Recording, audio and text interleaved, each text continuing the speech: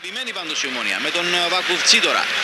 Καλή κίνηση για τον Κροστανόσκι. Βγαίνει παλιά, δεν ήταν καλή. Διώχνει. Βρίσκεται ρηγά τον Μοσελίν που βγήκε από το μαρκάρισμα. Παλιά τώρα για τον Κροστανόσκι που βγάζει για τον Εμγκούνι, ο οποίος δεν μπόρεσε στην περιοχή. Έπεσε εκεί κάτω, ήταν καλή φάση. Πλάγια, πολύ καλή κίνηση. Ελευθερώθηκε επικίνδυνα το σούτ. Τον προλαβαίνει ο Κοναφή στην τελευταία στιγμή. Επιμένουν πάντως με τον Μανόλεφ. Πολύ δύσκολη φάση. Επέστρεφε στην εστία του ο Βέζερ. Αντίπαλο τον Σισέρο. Εξαιρετική κίνηση από τον Εμγκούνι που πέρασε. Μπαίνει στην περιοχή. Μια καλή παλιά χρειάζεται. Δεν την κάνει. Δοκίμασε μόνος του από πολύ πλάγια να νικήσει τον Βούτοφ. Ψάχνει τον Ζλατίνοφ που είναι εξαιρετικός. Κάνει το σούτ. Εξαιρετικός όμως και ο Βέζερ. Μοσελίν εδώ να δούμε. Κάνει το σούτ.